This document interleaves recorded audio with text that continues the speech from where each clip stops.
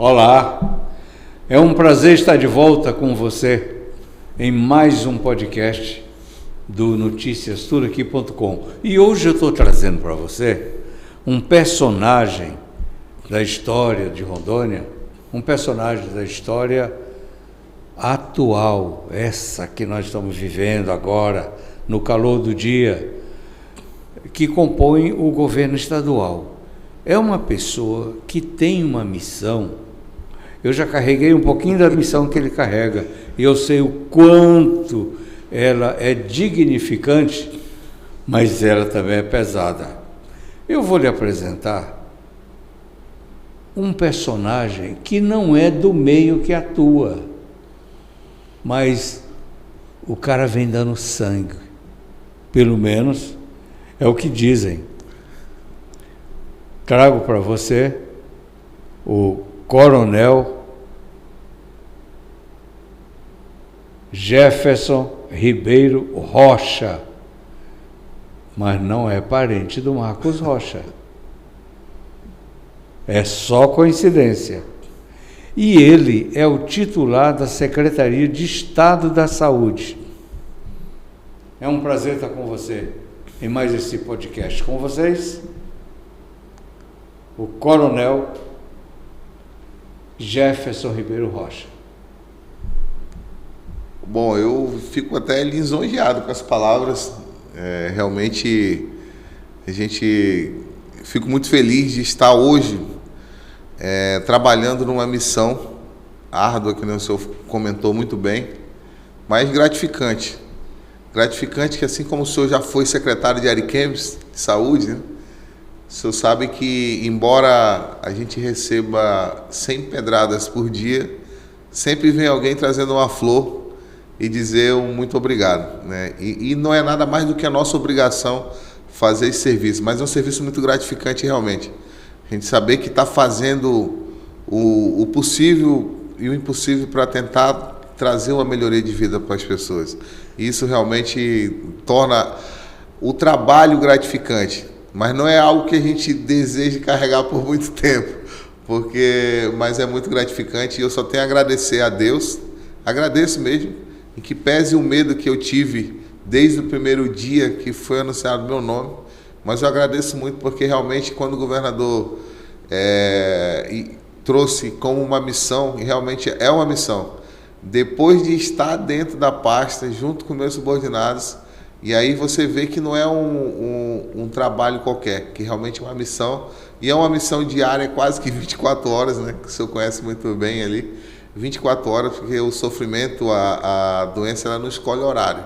Então é meio que 24 horas, e eu não faço questão de esconder o meu telefone, né? Eu tenho ligações de todas as pessoas, quando preciso, eu falei, pode me ligar, hora que for eu recebo a ligação, tento agilizar, tento fazer o possível, porque a gente sabe que é na hora da dor que a gente precisa de ter esses amigos. Eu fico feliz pela palavra do senhor como personagem, porque eu me sinto aí no coadjuvante, né? Porque esse estado eu tenho que trabalhar muito por esse estado.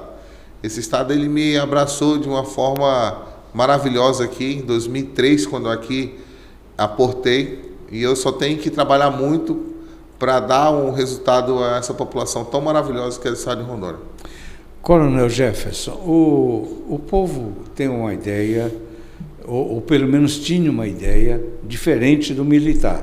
Uhum. Militar é visto como muito bom no quartel, ou no exercício das suas missões militares. Na vida civil, não se via muito isso. O ex-presidente Jair Bolsonaro foi muito criticado por ter levado para o seu governo muitos militares em postos antes historicamente ocupados por civis. E a partir disso, e dos esclarecimentos que ele dava nas lives que fazia toda semana, a população foi tomando conhecimento de que o militar, além de saber pegar arma, ele é uma pessoa preparada para enfrentar desafios diversos, inclusive fora da sua corporação, na vida civil. Não é só, ele não fica só aprendendo a atirar e aprendendo como fazer para matar o inimigo. ou prender o inimigo. É ensinado outras coisas. Essa escola é assim diversa, ampla, prepara realmente o militar para qualquer missão? É uma formação realmente diferente, mas a gente tem as matérias, né? As matérias que o mundo civil nos prepara, vamos lá, botar no mundo da administração, da logística, de preparar o militar para não ser apenas um policial voltado para a repressão, né? No ponto de vista de Forças Armadas, segurança da nação, a gente vai aprendendo ao longo da carreira e crescendo ao longo dela, tanto que vem os cursos de aperfeiçoamento, e dentro desses cursos de aperfeiçoamento você vai se preparando. Isso inclui gestão também. Exatamente, é onde vai chegar. Você no primeiro período você é muito mais forçado para ser aquele oficial operacional, né, que você vai estar ali realmente no chão da fábrica. Daqui a pouco você entra por um processo de gestão de matérias voltada para resolutividade de problemas, de saber desenvolver problemas. E aí que tá, às vezes eu vejo uma certa diferença nesse quesito, porque como a gente acaba trabalhando ao longo do período e da vida com parcos recursos, né, com pouco recurso, a gente tem que aprender a se virar, fazer a gestão do pouco que nós temos. E aí, nesse sentido ali, você aprende muito rápido a tentar ser desenrolado para esse tipo de coisa. Quer dizer, você aprende... você passa a ter conhecimentos de gestão, de administração, em situações de emergência. De emergência. De urgências e emergências. Que na vida civil não é tão intenso assim. Exatamente. Mas na vida militar pode ser. Eu tiro como exemplo, por exemplo, aqui eu vim para cá trabalhar num batalhão que é histórico aqui, e que agora, dia 29, né, irá completar mais um ano de vida instalado aqui, que chegou em 66, que foi o 5º BEC, né? E eu tive a honra de trabalhar porque carrega uma história, a história de Porto Velho, esse desenvolvimento de Rondônia, ele está muito entrelaçado com a história desse batalhão. E eu tenho muito orgulho de ter vindo trabalhar aqui, porque e estar junto com o desenvolvimento social, econômico desse estado. E ele traz esse batalhão nessa história, que é o 5º Batalhão de Engenharia, que o senhor tem a história muito melhores do que eu, da época do Coronel Rogério Weber, a rua aí, a Avenida Rogério Weber, tem toda a história do filho. Quer dizer, esse aí, na verdade, é o verdadeiro sentinela, o primeiro sentinela avançado de Rondônia. Exatamente, o primeiro sentinela avançado, é tanto que nas histórias daqui de militares, o Rogério Weber, quando subiu ali onde é mais ou menos a Dom Pedro, né? A casa dele, casa militar, do comandante hoje é o Coronel Coari, foi tenente comigo aqui do BEC, hoje está comandando o 5º BEC aqui, eu tenho muita honra de tê-lo como amigo. Ele olhou ali de cima e imaginou o 5º BEC lá embaixo, né? Se você olha ali, verifica ali, olha, aquele batalhão é ali que vai ter a minha organização, e eu trouxe esse desenvolvimento, e eu fico muito feliz de vir e ter aprendido, porque lá dentro eu cheguei garoto aqui, e é isso que o senhor estava falando, cheguei garoto, tive que aprender ali dentro a fazer gestão de licitações, aprender essa parte de contratos, de comprar. Veio a parte, aquela saída do Fernando Henrique para o primeiro governo Lula, em que as Forças Armadas passaram por uma crise muito grande de recursos, em que o senhor deve lembrar, os quartéis trabalhavam até meio-dia, né, e depois eram liberados. E nesse período nós tivemos que manter o trabalho 100% nos 2 turnos, porque nós estávamos com obra na 364. E houve uma redução de pessoal no meio disso. Houve uma redução de pessoal, foi contingenciado tudo, mas a obra tinha que continuar. Naquela época nós estávamos com obra na 364, recuperação da 364, lá ali perto de Cacoal, de Paraná. Então eu fazia gestão nesse período da alimentação da logística do quartel, né? Na parte de almoxerifado, licitação era comigo. Então eu tinha que aproveitar, foi o período que eu mais aprendi, junto com as minhas cozinheiras ali, a fazer pratos, aproveitando tudo que nós tínhamos dentro do almoxerifado. Então, polenta, né? Polenta com carne moída, aquelas coisas todas ali. Então, nesse período, nesse momento, que você aprende a fazer gestão, né? Saber resolver os problemas com o que eu tenho. E eu uso muito um entendimento muito do Cortella, que ele fala assim, faça o seu melhor enquanto você não tem condições melhores para fazer melhor ainda, né? E eu aprendi muito isso, de não me preocupar na vida pessoal, com grandes coisas, pouca coisa que me resolva como pessoa, eu já estou feliz, né? Então, porque a gente sabe que existe um mundo, existe outros Brasis que são bem piores que o nosso, e a gente tem que agradecer a Deus por tudo que nós temos. E eu agradeço muito por estar aqui nesse estado e hoje fazer parte, igual você fala, desse convívio aqui junto com o estado de Rondônia, e isso que o governador Marcos Rocha me deu essa oportunidade. Bom, a questão da saúde, muita gente diz assim, mas um militar para dirigir a saúde, né? Não podia ter sido um médico. Não precisa necessariamente, porque o médico, ele passa 6 anos fazendo faculdade, não tem uma aula de gestão. Ele tem medicina, não tem gestão. É verdade. O advogado passa 5 anos estudando, não tem uma aula para aprender a gerenciar, nem o escritório dele, depois de formado. Mas o militar tem. A gente tem realmente muitas matérias de gestão e na prática, né?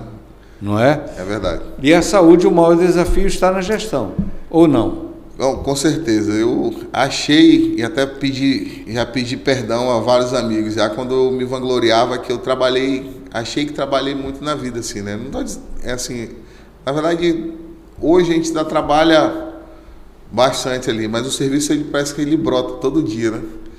24 horas brotando. Eu lembro que... Nasce gente todo dia. Gente todo morre dia. Gente todo dia. Adoece gente todo dia. E assim, quando eu tiro uma lembrança muito bem particular aqui, por exemplo, o nosso João Paulo, né? Que eu cheguei aqui em 2003, já conheço o problema do nosso João Paulo. O João Paulo já estava saturado. Já era saturado, já se falava em um hospital novo, tinha que fazer um hospital novo. A gente ia lá como oficial do Exército, por vezes, buscar um soldado nosso que se machucou no acidente de trânsito, que continuava na época ainda grande, hoje continua gigante ainda, parece que as pessoas não se conscientizaram de pegar a máquina de um volante de uma motocicleta, que é para transporte, não é para sair... a gente fala até que, tipo assim, uma moto na mão parece que virou suicídio, porque a gente tem 2.500 acidentes com motocicletas apenas nesse período agora, de janeiro até agora. Então, muita gente se machucando, muita gente morrendo. Virou um instrumento de morte, próprio e do outro. Infelizmente. Porque o cara ou morre ou mata outro. Infelizmente. Infelizmente. O senhor falou do João Paulo, já o desafio daquele tempo, e o senhor está lembrando que já naquela época se falava de um hospital maior. Isso. Na verdade, foi até antes, de 2000. Eu fui secretário de saúde de Ariquemes no período de 96, 98. Já naquele tempo cobrávamos dos políticos de Rondônia, deputados federais, senadores e do governador um pronto-socorro maior. O João Paulo já não estava dando conta. E nisso começou o movimento dos hospitais, da cobrança dos hospitais regionais, para funcionar como barreira de contenção da carreata de ambulâncias na BR-364 em direção a Porto Velho. E o senhor se manifestou recentemente sobre este assunto, respondendo a um conteúdo nosso do Notícia Tudo Aqui, o Língua de Fogo, onde nós tratamos desse assunto. Como é que está, então, diga para o nosso leitor, as providências que o governo está tomando, porque desde 98 até hoje isso continua sendo alvo de cobrança, os hospitais regionais. Hoje a gente tem um trabalho muito perto dos secretários municipais, né? Eu vou dizer uma honra, porque eu acho que isso é a obrigação de quem está na gestão ali, de aproximar, porque o senhor sabe que saúde a gente não faz sozinho, não tem como fazer sozinho. E dentro desse contexto, em que pese a gente não tenha as instalações ainda físicas desses regionais instalado pelos municípios, pela capacidade instalada, nós temos já hoje uma ideologia de descentralização. Por exemplo, nós temos lá em Vilhena, hospital regional, um hospital que funciona a comando do município de Vilhena, que o Estado faz essa contrapartida. Rolim de Moura, que faz esse trabalho, isso tudo aprovado dentro dos contextos, até então aprovado dentro da CIB, que é o que nós falamos, da Câmara Intergestora Bipartite de Estado e Município, e a gente faz esse estudo em conjunto com os municípios e se decide. Aí nós temos as instalações, uma promessa do governador, que é, por exemplo, Ariquemes, está na fase, dentro da minha assessoria técnica, junto com o nosso perfil de rede, do nosso coordenador, a parte de instalação, de ver a capacidade instalada que precisaria naquela região, né, pela capacidade produzida de doença, né, de doenças crônicas, do perfil de assistencial para aquela região. E dentro desse contexto, esse hospital está sendo modelado, né, para aquela região ali, pensando Ariquemes, por exemplo. No período do governo anterior de Confúcio Moura, não foi licitado o Hospital Regional de Ariquemes? Não foi dado início à obra? Exatamente. Não foi assegurado os recursos? Exatamente. O que aconteceu que não evoluiu essa obra? Pronto. É até interessante porque isso foi um problema muito grande para a própria campanha de reeleição do governador. Porque numa das falas dele, ali, ele citou algo tipo: esse hospital já não é mais necessário, né? Alguma coisa nesse sentido. E quando, na verdade, como o recurso foi devolvido por uma questão seguinte, você já foi gestor, inclusive hoje eu passei a manhã toda na Caixa, né? Resolvendo, nós temos obras de recursos paralisados lá desde 2016. Eu estou tentando recuperar esses recursos e tentar aplicar 16, 17 ali, né? E o senhor sabe que a Caixa ela tem um período. Se a Caixa e o contrato social de todos esses serviços tem um período. Se você não faz ou não movimenta essa obra em certo período, você tem que devolver e devolve o recurso com os juros.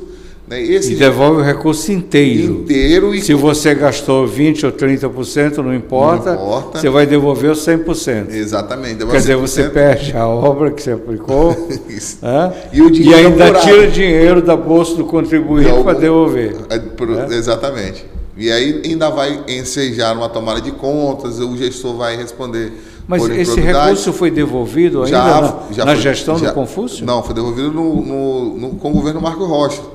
Daí porque foi até mais uma situação, porque assim, às vezes a nossa população, o senhor sabe, não detém todos os conhecimentos necessários ali dentro desse contexto. E aí por isso que é interessante quando eu comecei a ler o senhor, porque o senhor fala a verdade nua e crua, né? Tipo, doa quem doer, mas não manipula aquela informação. E o senhor sabe que o tipo de jornal do senhor, ele não vende tanto, né? Não é um jornal que vende tanto. O que vende tanto é aquele que mostra a morte, que faz aquele fato sensacionalista, né? Esse tipo de coisa. E dentro desse contexto ali, a gente tem muita notícia para, se quiser dar, né? Então, a gente verificou muito isso, infelizmente, né? E dentro do senhor passa uma mensagem verdadeira. E por isso que até quando eu comecei a ler, e eu falei para a Rosângela, Rosângela, olha só essas matérias aqui. Aí, quando chegou para mim sobre a parte da notícia que o senhor postou, né, falando sobre a ambulância terapia, falando, ele está certíssimo. E eu não sabia que o senhor já tinha trabalhado na saúde. Eu até falei para ela, nossa, ele falou com os argumentos verdadeiros, ele está certo. A gente tem uma verdadeira ambulância terapia, porque o senhor sabe que a saúde, a saúde da alta complexidade, ela depende muito da atenção primária. Se eu não consigo fazer minimamente essa atenção primária, o camarada que era só uma pressão alta, ele vai infartar lá no futuro. e vai acabar aqui no Hospital de Base. Nós vamos falar sobre isso um pouquinho mais na frente. Mas vamos voltar. Então, ao caso de Ariquemes. O recurso foi devolvido já na gestão do governador Marco Rocha. Isso. Por quê? O governador não conseguiu em tempo... Então, o projeto... O gestor da saúde na época não conseguiu. O projeto era de 2013, se eu não me engano, 2013, e nós 6 anos, até antes, é um recurso, inclusive, do senador de Paraná, Assi Gurga.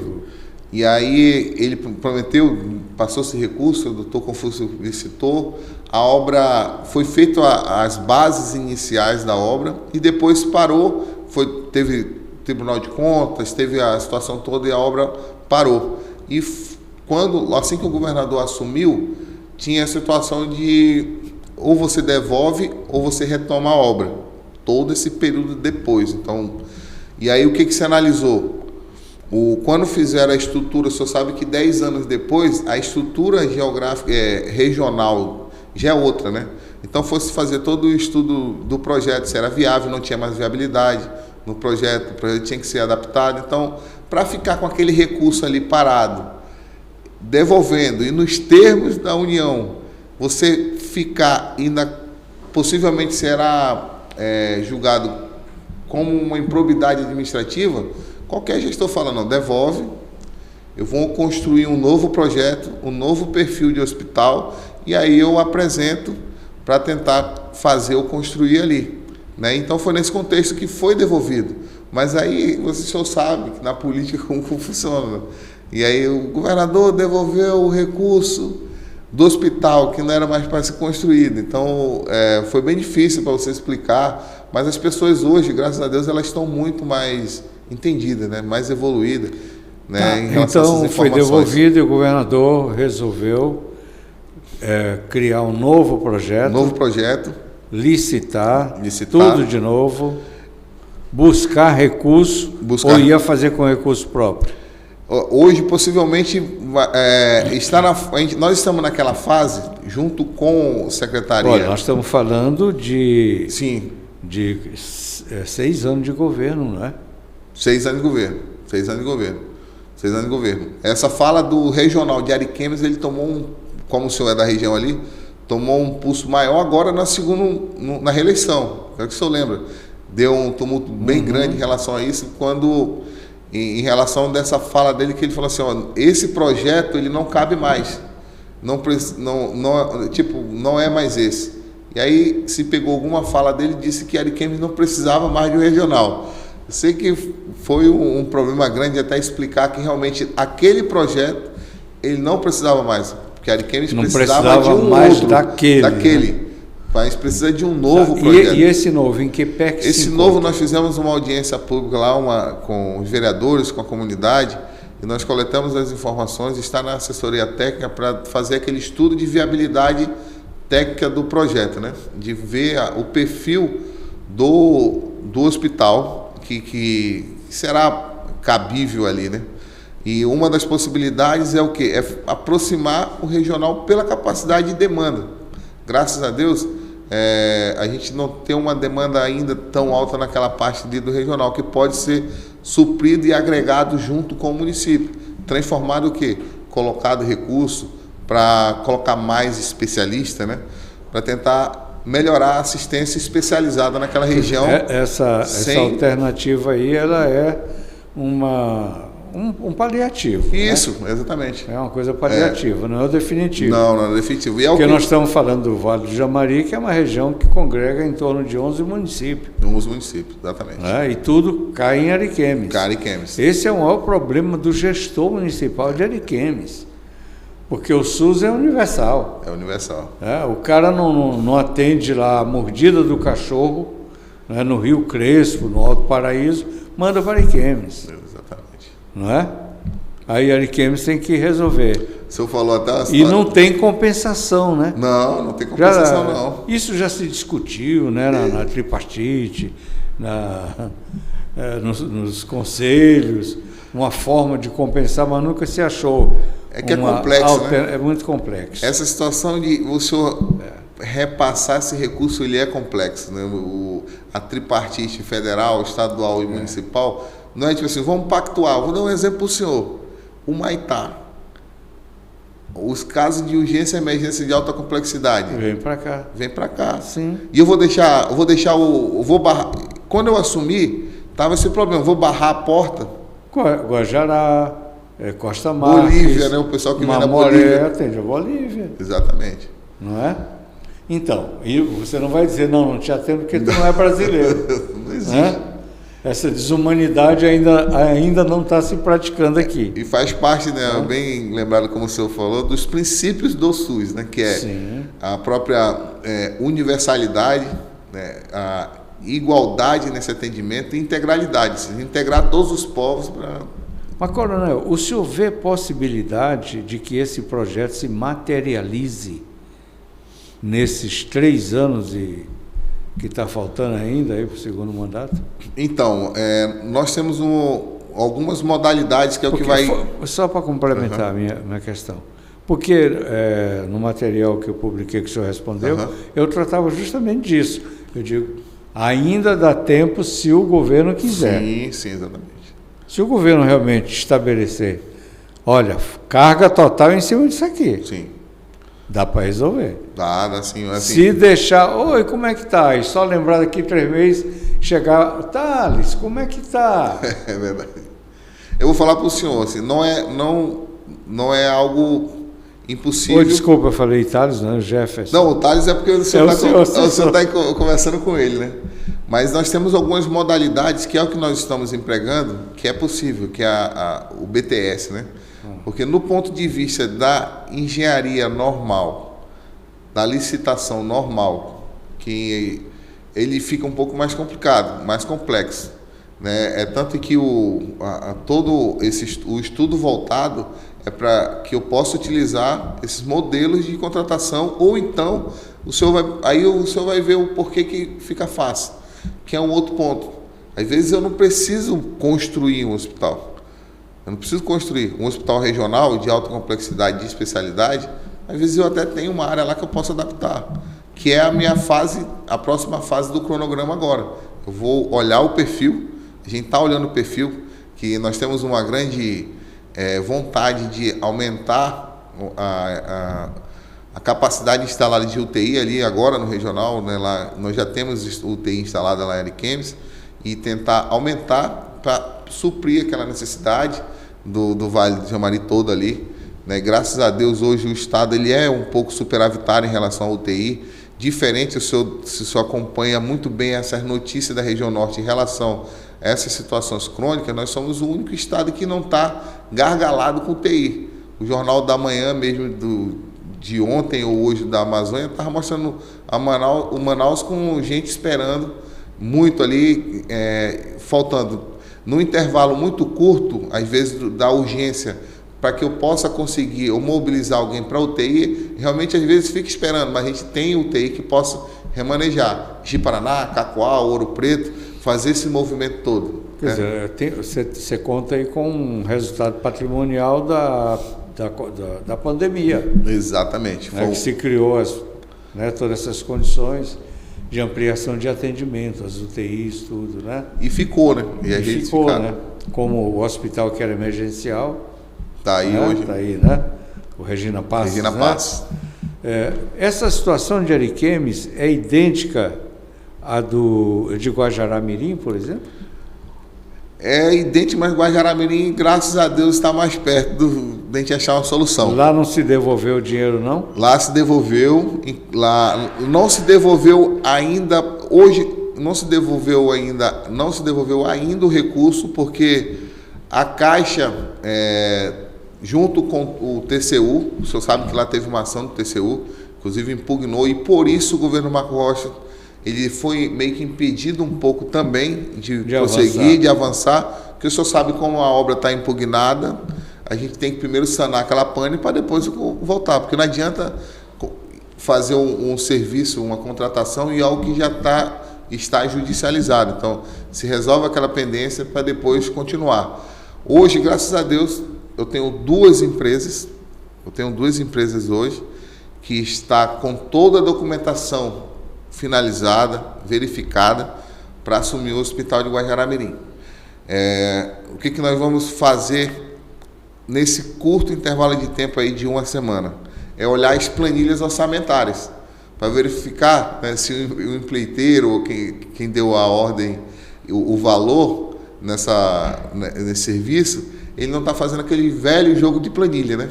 Apenas para ganhar a obra. E todo esse contexto é analisado pela equipe técnica, né, para verificar, e aquela que apresentar o melhor contexto o valor ofertado da licitação, irá pegar, e eu tenho certeza, se Deus quiser, que alguma dessas empresas vai se habilitar para a gente terminar aquele hospital, naquela região ali. Do ponto de vista regional, é uma grande obra para lá, para a região. Então, vai ajudar muito a toda aquela estrutura da Ponta da Bunã, Nova Mamoré, né, e é uma proposta muito boa de saúde para a região. Eu não sei se o senhor concorda, né? Você já tem em Cacoal, na região central, né, o euro. Olhe o quanto que o euro está servindo de anteparo, né? De barreira de casos para vir para cá, né? Os regionais serão uma necessidade cada vez mais premente, na minha modesta observação. Não sei se o senhor concorda com isso. Porque se não fizer isso em Guajará, Ariquemes, e depois vai ter que fazer em outras regiões, como no Vale do Guaporé, né? Ou na zona da mata, fora do eixo da BR, algumas regionais, o futuro euro, dentro de alguns anos, ele vai saturar também. O senhor falou algo muito interessante que eu falei para o governador também em relação a isso. Essas barreiras de contenções e a maturidade também dos municípios, eles vão ajudar para que a gente tenha, se Deus quiser, uma saúde, um contexto de saúde melhorada, né? Porque durante muito tempo, naquela matéria do senhor, o senhor escreve, durante muitos anos, a gente vê a ambulância terapia operando na BR, né? Mas a gente vê também hoje crescendo uma maturidade em relação à obrigação do município. O município está começando a puxar, isso a gente trabalha muito, essa organização do município. A gente sabe das condições financeiras, porque hoje a média de orçamento que o município está utilizando hoje para fazer saúde pública, ele é quase o dobro constitucional do que ele teria que usar, né? E aí, nesse contexto, por exemplo, tem município aqui que já usou 35% do seu orçamento, enquanto ele teria que usar apenas ali os seus 15%, né? E ele está usando já o dobro praticamente. Então é bem complicado, mas ele está usando para dar esse auxílio de saúde melhor para o seu povo. E o Estado também. Nesse contexto, o Estado está sendo um braço forte, mão amiga, né? E também ajudando, se não a instalação física, mas ele está compartilhando as obrigações e ajudando esses municípios a fazer essa saúde de forma descentralizada. O governador lançou um programa no início do ano chamado Compartilhando Saúde, que não é só compartilhar a obrigação, de pega aí que esse filho é teu. Não, esse filho é nosso. Vamos nos dar a mão para tentar auxiliar, né? E isso está ajudando muito mesmo as cirurgias eletivas, aí da 429, ali da região central. Ouro Preto está operando quase 50 ali para a gente ali, em 1 ou 2 dias ali. Então está dando uma resolutividade muito grande para aquela região. Então isso está dando uma saída muito grande dessas cirurgias. O senhor puxou um assunto aí que é alvo de cobrança de vereador, de deputado, de prefeito, as eletivas, a fila de regulação, né? As eletivas e a fila de regulação para exames. Como é que o senhor está vendo, em que estágio de qualidade de atendimento, com que média de tempo essas coisas estão sendo resolvidas? Porque todo dia você vê na televisão, por exemplo, Hoje eu vi uma senhora, hoje, uma senhora, com uma anormalidade abdominal de 8 quilos. Né? E está desde o começo, desde o ano passado, na fila de regulação, aguardando um exame para o médico poder botar ela na fila da cirurgia eletiva. A chance daquela mulher morrer é muito grande sem ser atendida. Como é que está isso? Então, esse período que nós vivemos ali, não tem como esconder e também não tem como colocar sua culpa nesse período. Parece a fila do INSS. Então, para fazer... Exato. Ele deu uma desorganizada. No primeiro momento que eu assumi, eu fui para a primeira reunião dos secretários em Brasília, né, preocupado, querendo aprender de tudo e de todos, tirando dúvida, perguntando, São Paulo, Minas, né, os secretários ali que estão no estado muito mais tecnicamente e tecnologicamente mais evoluído. E aí eu comecei a perceber que é um problema que ficou para todo o Brasil, né? E aqui no nosso estado, né, esse problema nós pensamos desde o primeiro dia que eu assumi. Eu dei uma consultada do que se estava pensando a nível de Brasil. A gente pensou 2 projetos para tentar minimizar essas filas e acabar. É uma matemática muito simples. Se eu faço 20 cirurgias em 3 centros cirúrgicos, em tantos dias, uma regra de 3, eu termino essas cirurgias eletivas. E o fato é que eu não consegui ainda aprovar esses projetos e a minha meta é, até sexta-feira que vem, falei inclusive ontem para a deputada Cláudia, que ela me chamou, que é a presidente do Conselho de Saúde da Assembleia, né? Eu falei para ela que se nada der errado dentro do nosso planejamento, sexta-feira que vem nós iremos lançar esses 2 projetos para cirurgias eletivas, que é cirurgias da Macro 2 e aqui da Macro 1, daqui da região de Porto Velho. E a gente consegue, não vou dizer terminar, porque todo dia, que nem o senhor falou, todo dia aparece um problema, mas nós teremos esse passivo minimizado, que ele está, o senhor sabe que ele está muito antes da pandemia.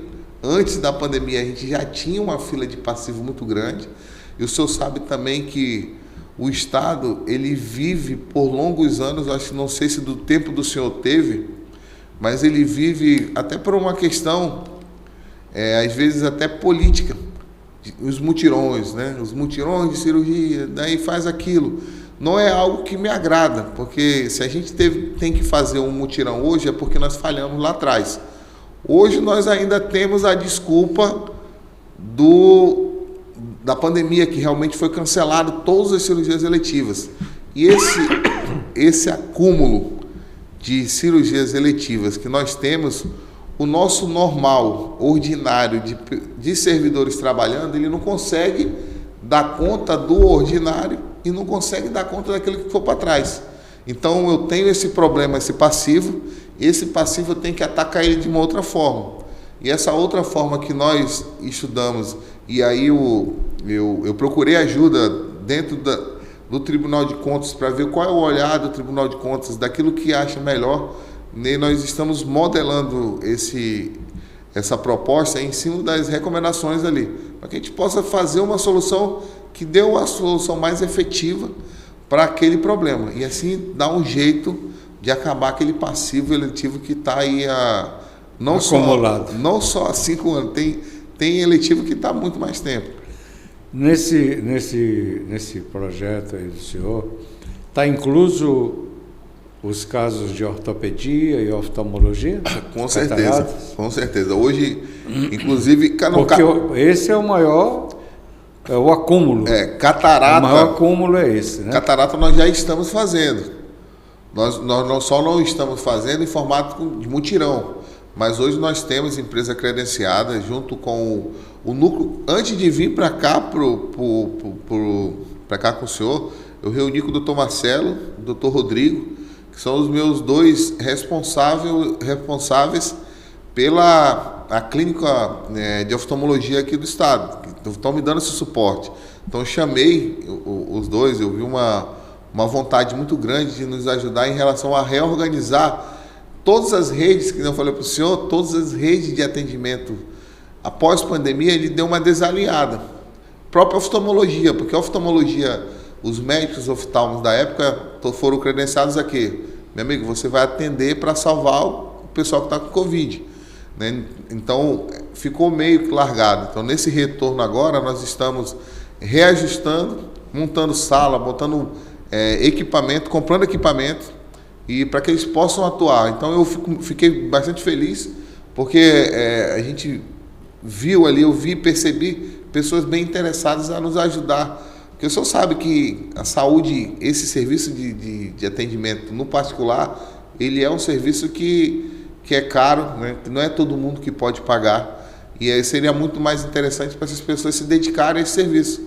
E no público, quando você vê as pessoas interessadas a ajudar a desenvolver essa rede, deixar ela funcional para que as pessoas sejam atendidas, eu fico muito feliz. Foi até as palavras que eu encerrei a reunião com eles. Estou feliz por vir, porque saber que a gente vai ajudar muitas pessoas. O quadro médico que o senhor conta hoje é suficiente para realizar essas operações? Não, não é suficiente. É tanto que o senhor vai contratar novos médicos? Vamos contratar dentro em condições de emergencial? Exatamente. É tanto que na proposta dessas eletivas, Macro 2 e Macro 1, vem também um pacotão de contratações médicas que nós vamos lançar. Não, então, você que está se preparando aí, buscando alguma inclusão no mercado de trabalho na área médica, então se prepare aí que vai ter uma seleção para a contratação de médico para todos os hospitais nossos, praticamente. O programa Mais Médico, relançado, requentado aí pelo governo Lula, não vai lhe ajudar nesse processo? Ele já está nos ajudando, né? Porque o processo em si, ele está nos ajudando do ponto de vista que a cobertura médica no território de Rondônia ele vai aumentar. Então hoje, por exemplo, as casas da saúde da família, né, da atenção básica, que é aquilo que a gente vem falando muito bem, ele vai aumentar. E quando eu tenho um médico, por mais que ele não tenha uma capacidade tão grande, mas para fazer aquela atenção primária, aquele atendimento primário básico de assistencial mesmo, se aquilo ali flui numa comunidadezinha lá no Quilombola, você consegue resolver o problema ali sem que ele vire um problema crônico, sem que ele vire E é até interessante nisso, por exemplo, eu descobri que hoje nós temos um quadro de diálise no estado muito grande. E eu citei até numa entrevista que eu ficava até triste de estar buscando alguns recursos nesse quesito, porque se eu estou me preocupando com o crônico agora, eu falhei um pouquinho lá atrás, onde eu poderia salvar alguém olhando uma pressão arterial. É um segundo atestado de incapacidade lá atrás. Você entendeu? Assim como são os mutirões, né? Exatamente. O mutirão é um atestado de incapacidade ali atrás. Exatamente. E aí, mas assim, não é uma questão, é uma questão que eu estou aprendendo nesse contexto agora, porque não fazia parte da minha área, né? E aí dentro desse contexto ali, inclusive aprendendo dentro das literaturas do quadro clínico, né? Essa reorganização da rede é algo que eu estou levando muito a sério, porque a gente reorganizando essas redes de assistência é uma coisa que eu estou batendo com meus técnicos, e eles estão indo junto com os municípios, junto com as prefeituras. O senhor sabe que os municípios eles são precários desse atendimento especializado, e eu fico muito feliz. Por exemplo, acompanhei agora a equipe do estado de Rondônia aqui do COSEMS em Goiás, na amostras parece que não, né? Que dizem que santo de casa não faz milagre. Mas, assim, dentro de todos esses problemas que nós temos aqui, Rondônia foi premiado de programas exitosos realizados aqui no estado com três municípios. Buritis, Ariquemes ganhou, né? E o outro, se não me falha a memória, foi Porto Velho. Porto Velho ganhou em relação à imunização. Imunização. Exame preventivos, no caso de gravidez e utilizando o exame Papa Nicolau, e o Ariquemes foi um sistema de imunização diferenciado que eles fizeram. E a gente não imagina, mas um negócio simples. Como? A secretária de Ariquemes lançou algo tipo do seguinte: eu só vou matricular o seu filho no meu colégio se ele estiver vacinado. Todo mundo quer que o filho estude, né? E muitas das vezes não se preocupa que o garoto vai ser vacinado. E com isso, a cobertura vacinal nossa deu uma melhorada. Não é o mundo ideal. O mundo ideal não é o mundo ideal, mas eu falar para o senhor que, por exemplo, hoje está tendo... a gente pode até pensar assim, saiu no jornal de hoje, inclusive. A Amazonas está fazendo o programa de cobertura vacinal do governo federal. O Acre vai começar agora. Roraima vai começar agora. Pará vai começar agora. Aí eu até recebi uma mensagem. Ei, você está vendo o jornal? Por que Rondônia não entra nesse pacote?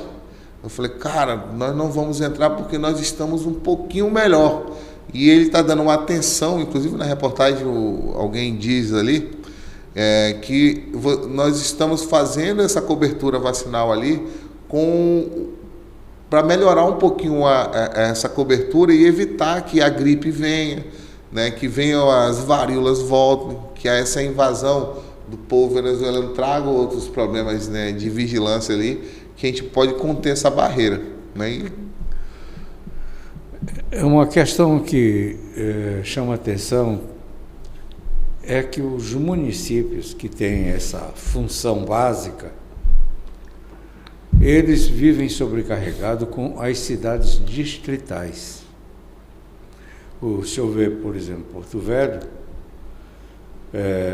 temos aí um distrito de 23 anos, a 160 quilômetros daqui, o Rio Pardo, União Bandeirantes, com 30 mil habitantes. Não tem uma UPA. É uma outra cidade.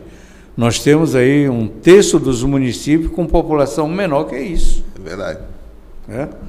O que o Estado pode fazer para ajudar as populações destas cidades distritais, que são em torno de 150 no Estado? O senhor falou um negócio muito importante, até interessante.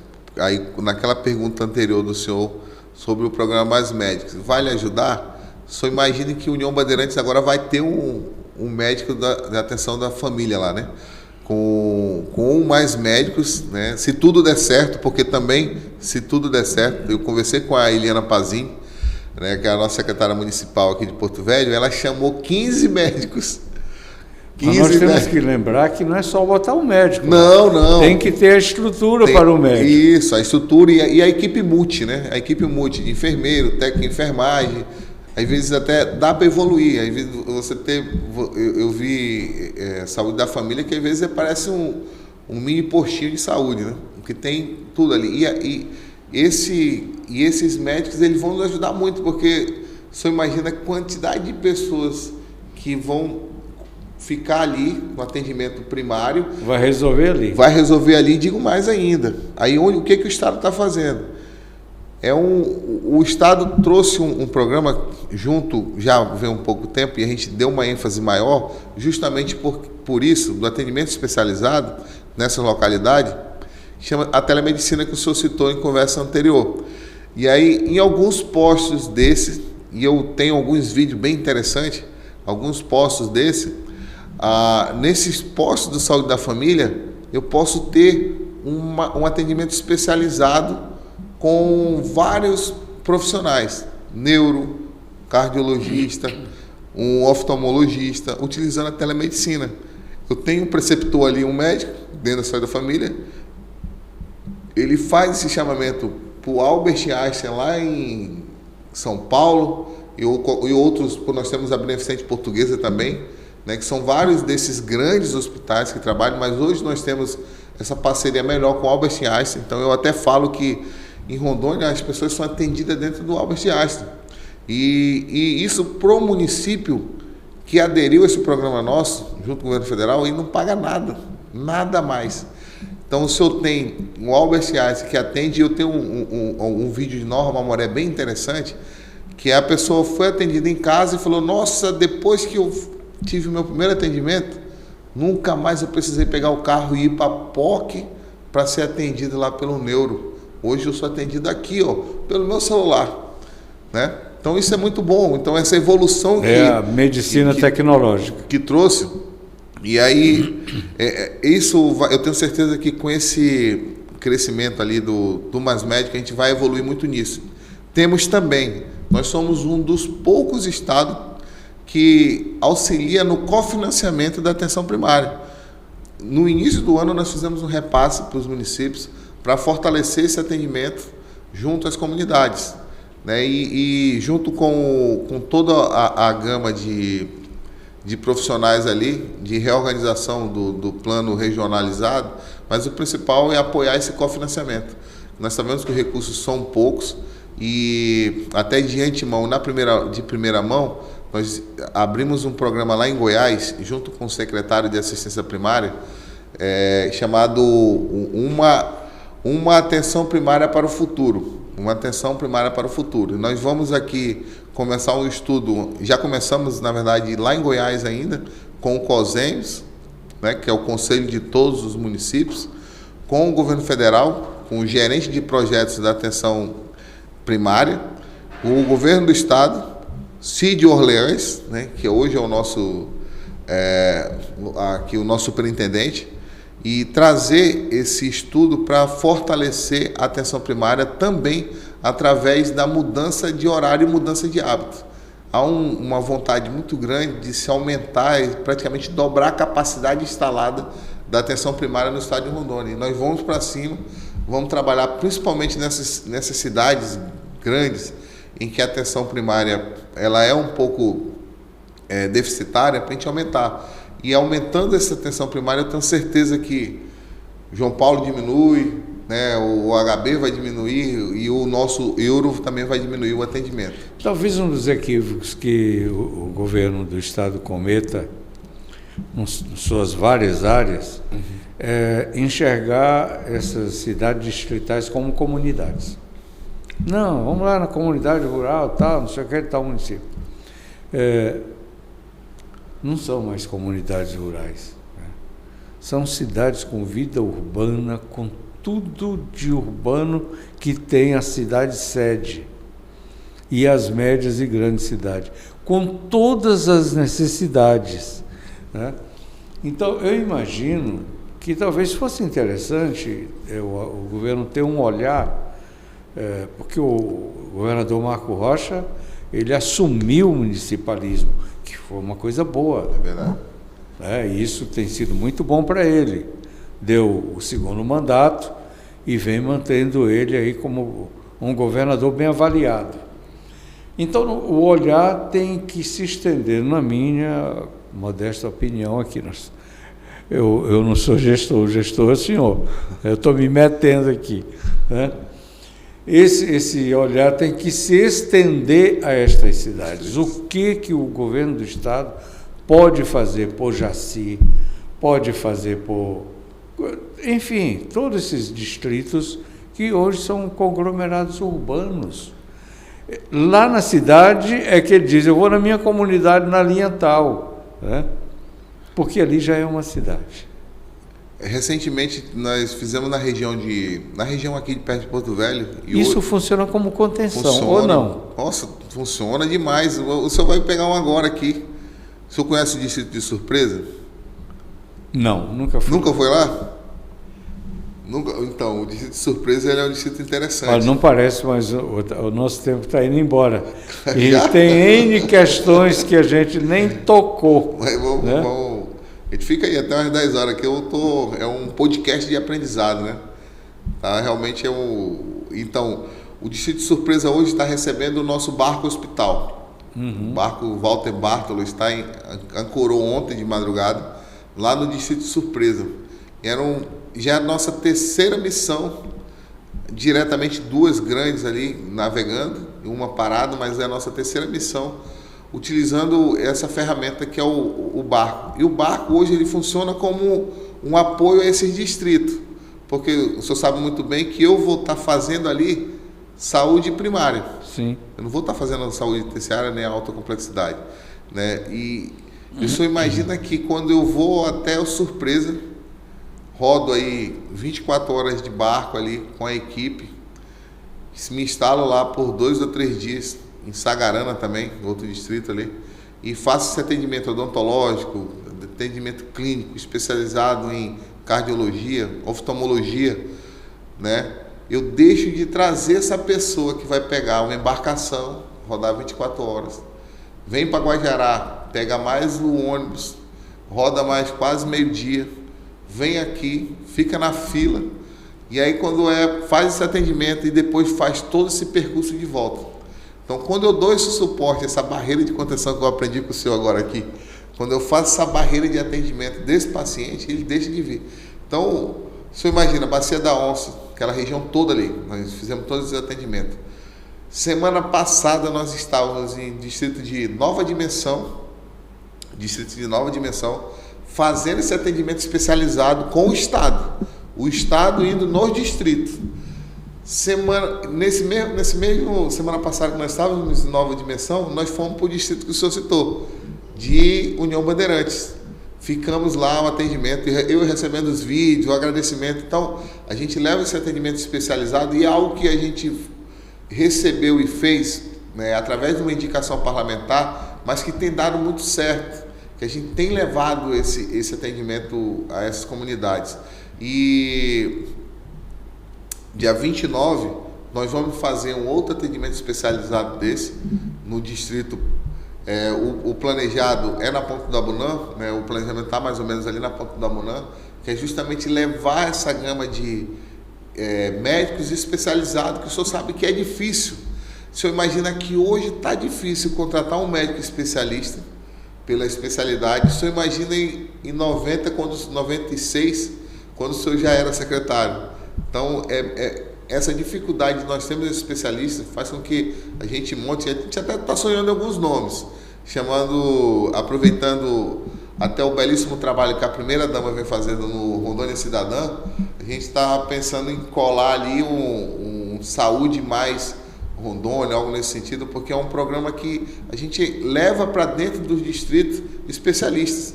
E assim, a grande maioria gosta, a grande maioria dos nossos médicos, eles gostam de fazer esse trabalho assistencial, de levar essa saúde nas comunidades.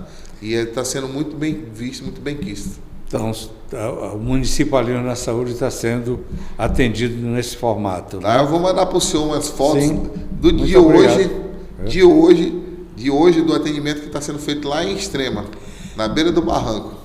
Nós estamos concluindo o nosso programa, mas eu ainda vou colocar duas questões rápidas. Vou voltar rapidamente aqui, lá na questão da regulação e das filas eletivas. O senhor já explicou o programa que está trabalhando. Na regulação, o governo Marco Rocha parece que tinha feito um entendimento entre a CESAL e a Secretaria Municipal de Saúde para melhorar essa questão do atendimento dos exames. Mas isso parece que não está funcionando bem. O que o senhor pode falar a respeito disso? Nós temos não sei qual o exame, de imagem, se você está falando os laboratoriais. Laboratoriais, vamos falar algo todos. Laboratoriais, eles estão fazendo alguns exames. Isso. Laboratoriais, eu até vou citar todos eles. Vamos citar todos, chegar aqui a uma média do consenso. E os de imagem, está demorando demais. É isso que nós vamos chegar lá. Nos exames laboratoriais, a gente tem aqui um dos melhores laboratórios do Brasil, né, que é o nosso LACEN.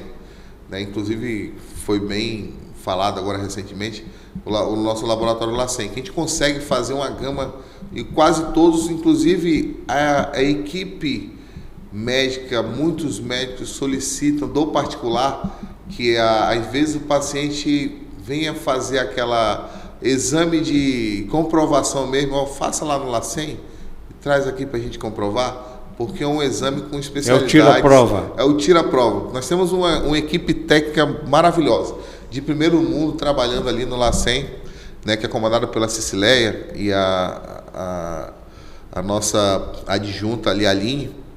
E daí nos exames de imagem, realmente, só tem uma razão, os exames de imagem, eles são exames complexos, e a gente teve um certo problema, inclusive com os nossos maquinários, né? Eu recebi um parque de imagem no CDI que não estava operando, não estava funcionando. Hoje eu estou com para não ficar parado, eu tive que terceirizar esse serviço. Tive que contratar esse serviço da terceirizada. E aí a gente entra numa fase, por exemplo, uma ressonância, no serviço terceirizado ele custa em torno de, vamos botar aí, R$1.000, R$1.200. E o valor que eu pago pelo terceirizado é apenas a tabela SUS. E a tabela SUS, o senhor sabe que ela não é atualizada desde o tempo base do senhor ali, né? E às vezes o empresário ele pega esse serviço porque o SUS ele é muito, ele gira muito, eu consigo manter pelo menos um valor de saldo para me ajudar no passivo a funcionar a empresa, mas não é algo que me dê lucro, não é algo que faça a máquina girar. E faz a empresa dele se tornar conhecida para atrair quem tem dinheiro. Exatamente. E aí, nesse contexto, a gente vem trabalhando, o governador aprovou, deu o aval para que nós aprovássemos uma tabela complementar. O que é isso? Que é o que nós já estamos aprovando, vamos lançar os credenciamentos agora para pegar novas empresas. Além disso, o nosso parque tecnológico do CDI, que é aquele ali... Isso deve, o senhor fala agora o quê? Esse ano ainda? Não, agora nós aprovamos na CIB. O senhor sabe que sim. Desde o tempo do senhor já era esse mecanismo, né? Nós fizemos um grupo de trabalho, aprovamos a tabela complementar. E não é uma tabela complementar apenas de uma pesquisa de preço e de média de valores, não. É uma tabela que ele pega o que eu uso todo no exame, desde atendimento, eu faço aquela consulta de valores, apresenta essa consulta técnica utilizando todo o nosso secretariado, todos os nossos agentes técnicos, e a gente conseguiu chegar a um valor do consenso do que atrairia esse empresariado para nos ajudar na saúde. Hoje a saúde pública ela é composta ali de apenas uns 40% de serviço público. Eu acho que não sei como que era no tempo do senhor. O restante ele é feito por particulares. Nós contratamos, né? E a lei prevê isso muito bem. Sim. Né? A gente trabalhar com esse particular, assessorando aquilo que eu não consigo executar. Né? Hoje eu estava numa discussão, por exemplo, de remontar, nós estamos remodelando o nosso parque de transplante renal. Né? Aqui. E eu não vou conseguir trazer alguém transplantador para fazer o transplante desse rim com os valores que nós utilizamos no estado. Ninguém quer, porque é algo complexo e que os valores que apenas um transplante que faça fora pagaria aqui. É utilizando esse suporte da lei que lhe permite contratar o serviço terceirizado que você está conseguindo desafogar o João Paulo? Desafogar o João Paulo e nós vamos quando desafogar está todo mundo no corredor, pega, manda para o hospital. Exatamente. Mas por que não manda regularmente sem esperar ficar todo mundo outra vez no corredor? É que assim, o João Paulo, hoje o João Paulo ele tem uma capacidade de 110 leitos. Né? E praticamente ele lota no intervalo de 3 dias. Se o senhor pegar um contador ali, em 3 dias a gente está ali. Vou esperar ele lotar para mandar. Semana passada, por exemplo, nós estávamos com 40 pessoas no corredor. E aí, isso daí é viável. 40 pessoas no corredor a gente consegue trabalhar. E em 2 dias, nós tivemos tanto acidente que virou até matéria de jornal. Nós tivemos tanto acidente de trânsito que o hospital chegou a ter 90 pessoas no corredor. Aí vira aquela indignidade, né? Aí vira aquela confusão. Indignação e indignidade. Exatamente. E aí você tem que montamos uma verdadeira operação de guerra. Abrir leito no hospital de base, abrir leito no Semetron, tirar aqueles que estão melhor. Santa Marcelina, que a irmã está sendo uma grande parceira, né, de receber também os clínicos que não são tão graves, estão nos ajudando. E aí a gente vai conseguindo desafogar e acelerar as cirurgias. Essa cirurgia que a gente consegue fazer urgência e emergência e não... Secretário, deixa para depois. O tempo é o senhor, né? Olha, foi muito bom receber o senhor, mas o senhor vai se despedir me dando 2 informações. Para mim não, você vai dar para os nossos leitores, espectadores e seus clientes. Só dê uma informação de como está, recuperaram, está funcionando o programa do SAND, que é o atendimento terminal para doentes terminais em casa, né? E aquela unidade de recuperação pós-traumática? Sandy, hoje ele está com uma nova roupagem. Nosso diretor lá chama-se Antônio Marcos, né? Remodelamos toda a equipe. Nós sabemos que é um atendimento maravilhoso, que no Covid ajudou a salvar muita gente. E hoje o Sandy está fazendo esse atendimento não apenas para as pessoas que estão ali em fase terminal, né?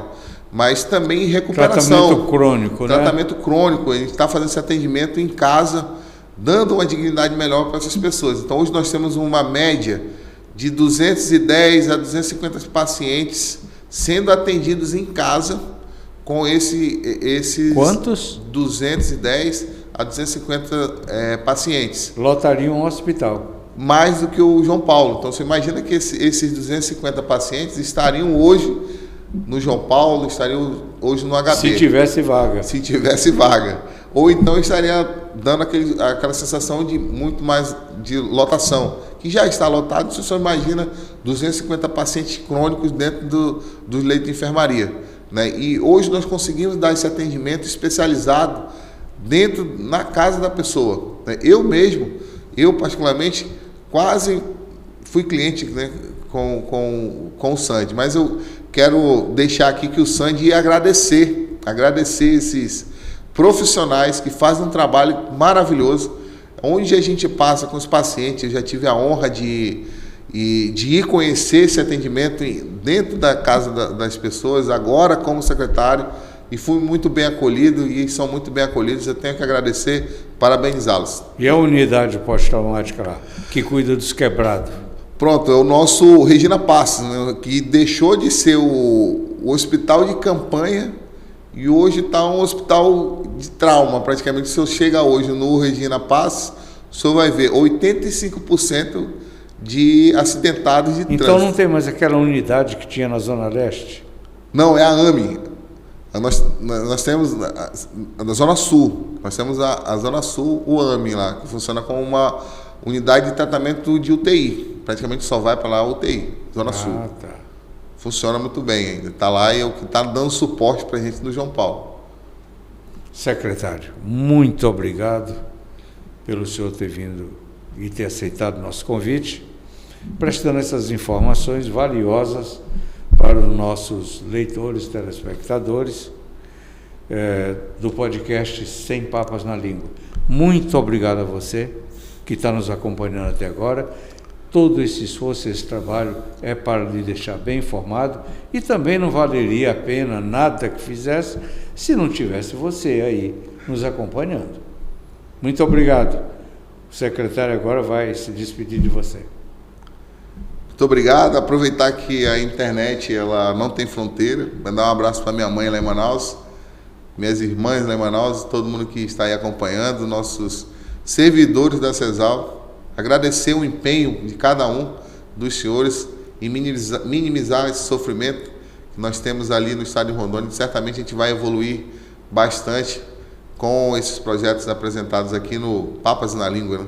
Sem Papas na Língua. Sem Papas na Língua. Muito obrigado. Até o próximo, se Deus quiser.